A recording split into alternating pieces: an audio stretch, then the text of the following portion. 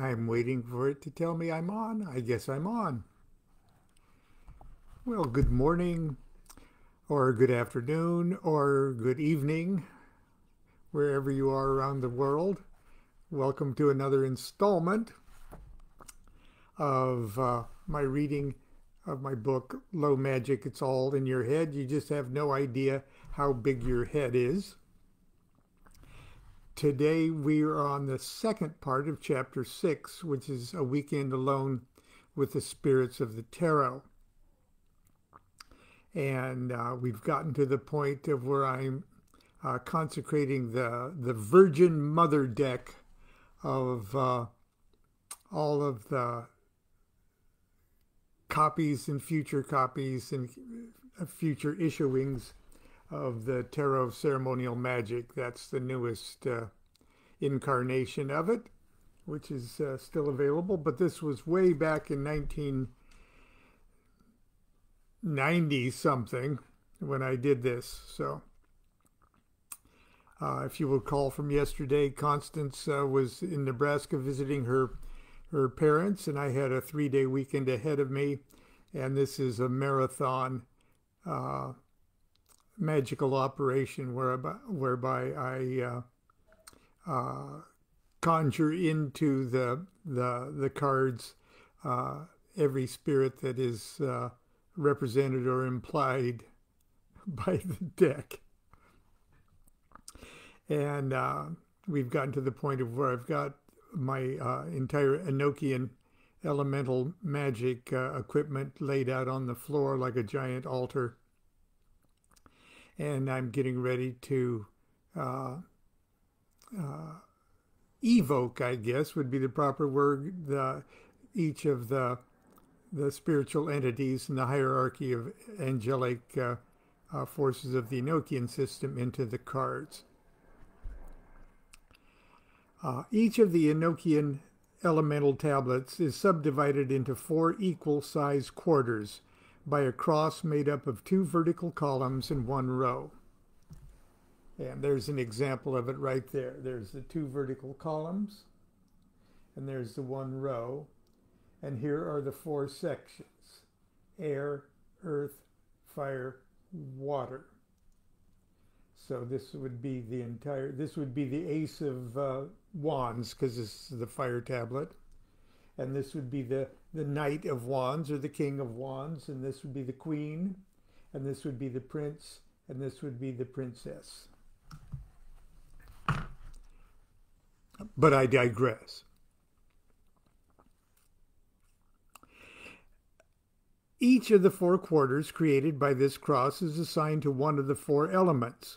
For example, the fire tablet has a quarter for fire, fire of fire, 1 for water, water of fire, 1 for air, air of fire, 1 for earth, earth of fire. The elemental tablets of water, air, and earth are divided in exactly the same way. These subquarters, often called subangles, of the 4 elemental tablets are the equivalent to the 16 court cards of the tarot.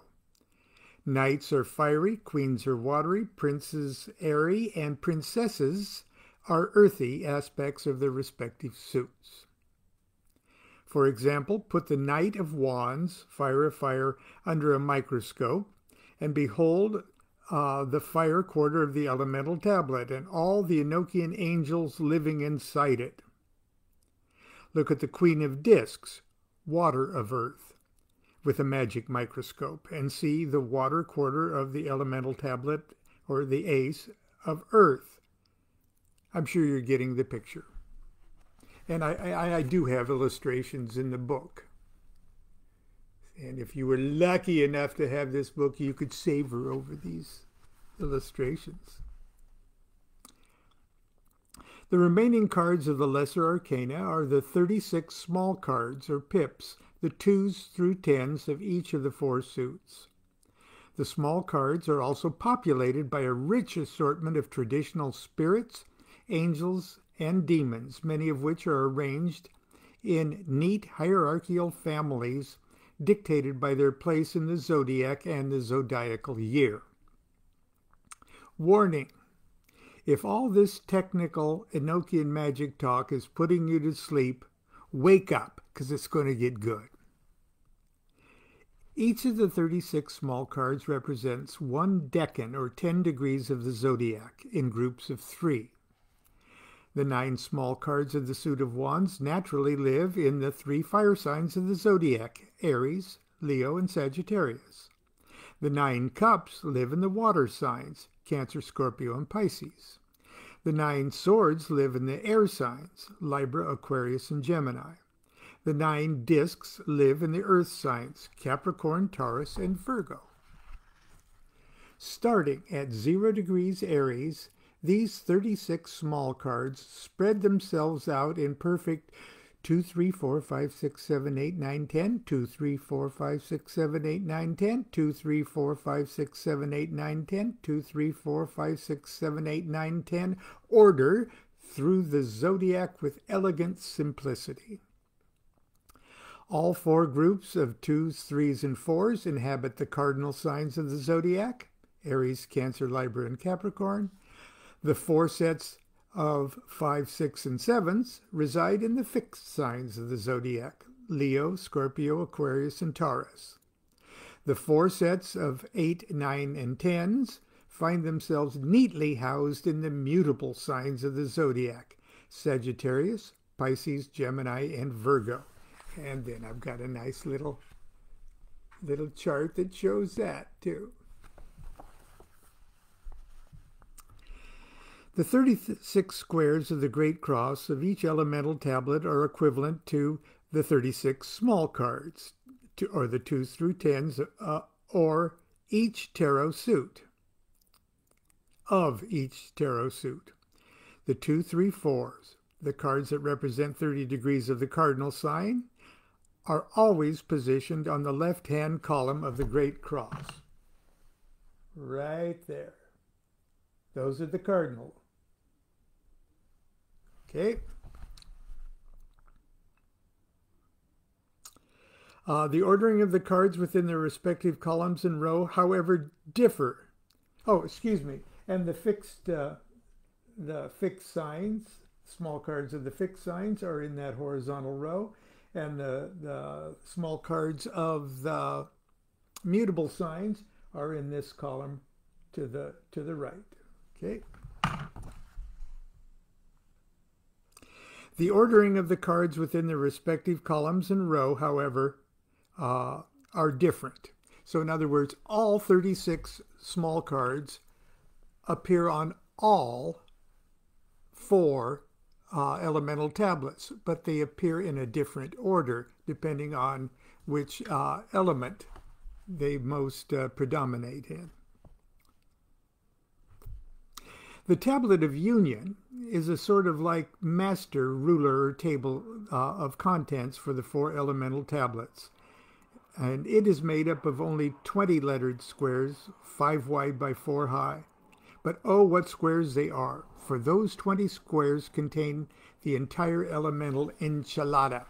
And there is the small, where it is, the small tablet of union. It's small, but it contains all that stuff. Now that you've had a basic introduction to the Enochian way of looking at the elemental worlds, you'll understand a bit more of the method to the magical madness I was about to embark upon. I laid the unopened deck of cards upon the tablet of union like it was a tiny little virgin on a sacrificial altar, and performed a brief baptism ceremony whereby I officially named the deck Tarot of Ceremonial Magic. I opened the box and slid out the little white book and the sealed deck. With my thumbnail, I broke the clear plastic hymen and took out the cards. They smelled wonderful. I separated the 22 trumps, or the greater arcana, from the 56 small cards of the lesser arcana. I would start by charging the lesser arcana. I placed each ace in the center of its natural tablet, Ace of Wands for fire Ace of Cups for water, Ace of Swords for air, Ace of Discs for earth. These lettered tablets, which contain the names of literally thousands of Enochian elemental angels and spirits, are reproduced right on the aces of my tarot deck. I then placed the 16 court cards upon the appropriate sub-angles of the 4 elemental tablets. In other words, I put the court cards right there. Put the ace right in the middle, put the court cards right in the sub-angles there.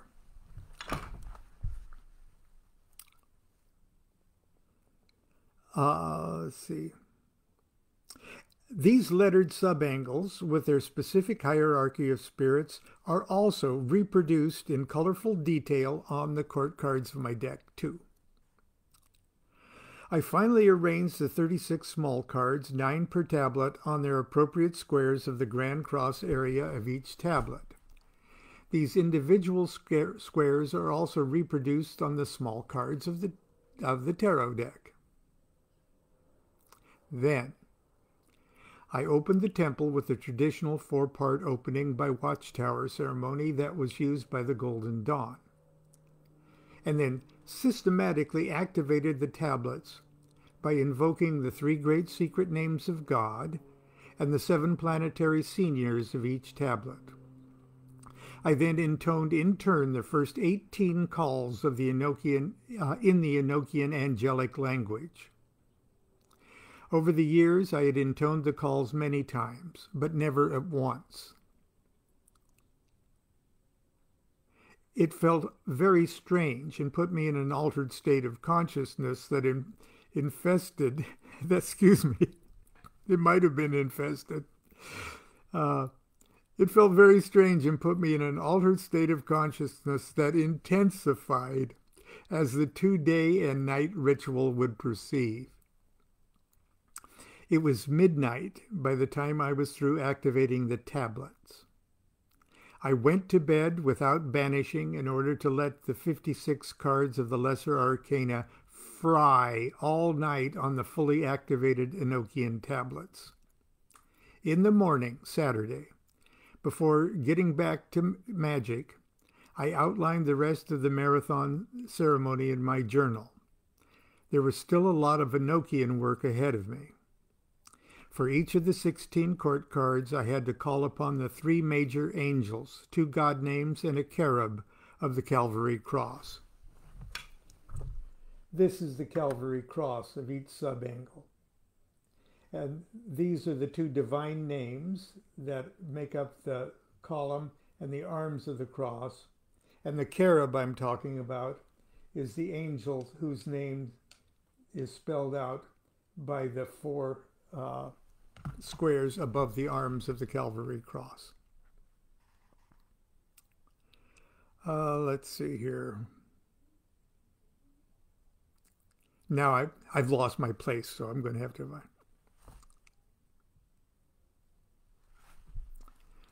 Okay. And there's 4 minor angels or servitors of each angle, and those servitors are these guys that appear under the arms of the cross. So there's a lot of angels in every sub-angle. As the tablets were already activated from the night before, this took less than 90 minutes.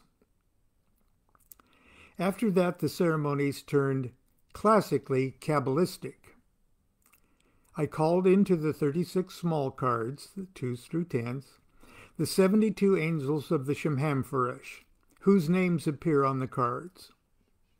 This took more time than I imagined.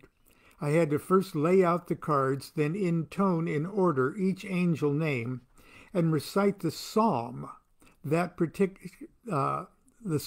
particular tradition holds is expressive of the duties assigned to each particular angels.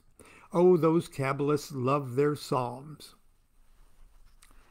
Next, I turned my attention to evoking into the spirits the 72 spirits of the Goetia, whose names and sigils appear in pairs on each of the 36 small cards. The spirits of the Goetia are traditionally categorized as fallen angels and can be a pretty rough bunch. It's not that they're evil per se, just blind, unbalanced forces that do the heavy lifting in the universe. And like heavy machinery, they can be dangerous to the untrained operator and very helpful to the experienced or the lucky. These critters are divided into 36 day spirits and 36 night spirits. So naturally, I would have to evoke the 36 in the daytime and the 36 at night. It was nearly noon on Saturday when I started the evocation of the day spirits. I first cast the circle and triangle that would be necessary for this kind of operation.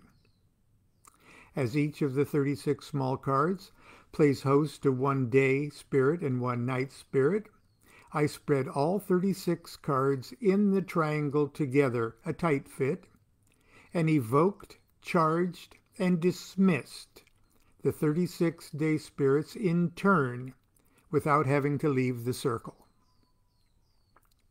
My charge was the same for each spirit. You will be helpful, obedient, and protective to me and everyone who uses this card and its replicas. Unquote. Even with this highly abbreviated procedure, it took nearly 4 hours. I broke twice for coffee and bathroom breaks, and finished with the evocation of the day spirits just before sunset. I found ripe avocados, corn chips, and cheese in the house, so I made a demonically huge mess in the kitchen, then gorged on nachos and guacamole. It's the fast food favorite of California magicians whose wives are out of town. Sated and a little sick to my stomach, I turned on a tape of Respighi's Pines of Rome and took a long early evening nap. I got up and showered about 11 p.m. and repeated the procedure for the 36 night spirits. I finished around 4 o'clock in the morning, Sunday morning. By then, I was in such a state of wild-eyed exhilaration and exhaustion that those last 30 spirits were the most polite and cooperative beasties I have ever conjured. Still, I barely had enough energy to put the cards back in their box and banish the temple before I crashed. After a crazy night of the most bizarre and amusing dreams, I lounged around late Sunday morning, then drove to the deli and treated myself to a fresh onion bagel before forcing myself back to work. I was getting really tired of doing magic. The 22 trumps would be the last card to get the full treatment. I sat on the living room floor with Aleister Crowley's 777 and a chart listing the traditional archangels, angels, and qliphothic demons of the signs of the zodiac. And I surrounded myself in a magic circle made entirely of tarot cards. I placed the 3 elemental trumps, the Fool, the Hangman, and the Aeon, nearest me in the center. Around these I placed the 7 planetary trumps, Magus, Priestess, Empress, Fortune, Tower, Sun, and the Universe. Circling the planets, I spread out the 12 zodiacal trumps, Emperor, Hierophant, Lover's Lust, Hermit, Justice, Death, Art, Devil, Star, and Moon, all in a great circle surrounding me and the other trumps. Around that circle, I laid out the 36 small cards in a huge circle that required me to move some more furniture just to fit it on the floor. Each of the small cards represent 10 degrees of the zodiac, so I placed them in order starting with the 2 of Wands, 0 to 10 degrees Aries, in the 9 o'clock position and moving counterclockwise until finally ending up with the 10 of Cups, 20 to 30 degrees Pisces. Finally, I positioned the ace and court cards outside the great outer circle according to the quarters they rule. Then I carefully tiptoed into the very center of my tarot mandala and began my final magical chore. Using the tables from 777, I lumbered through my butchered Hebrew pronunciation of the appropriate divine names, archangels, angels, spirits, and intelligences for each element, planet, and zodiac sign. It was really, really boring.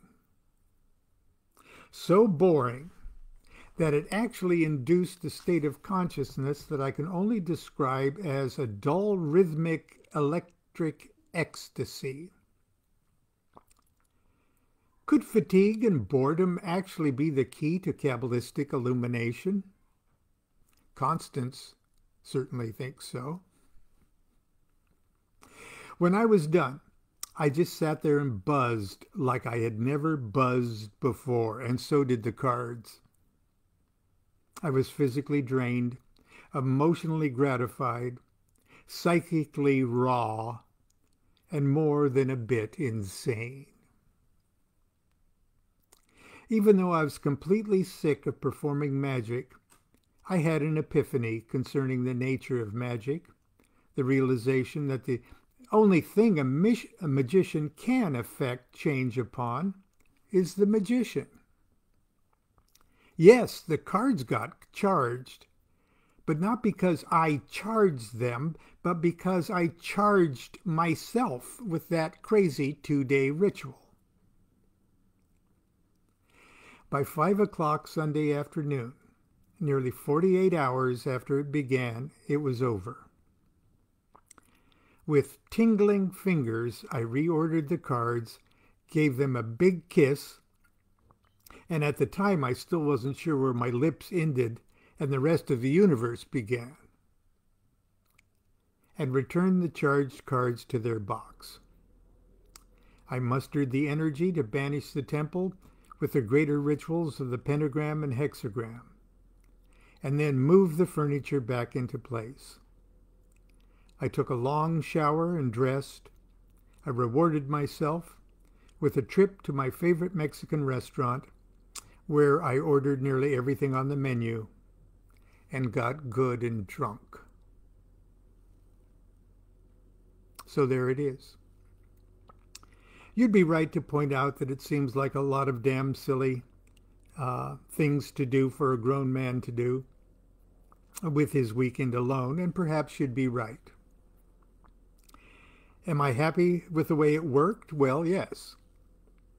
Of course I am. The cards have gotten great reviews, and magicians and tarotists all around the world have told me wonderful things and magical things they've done with the cards, and wonderful and magical things the cards have done to them.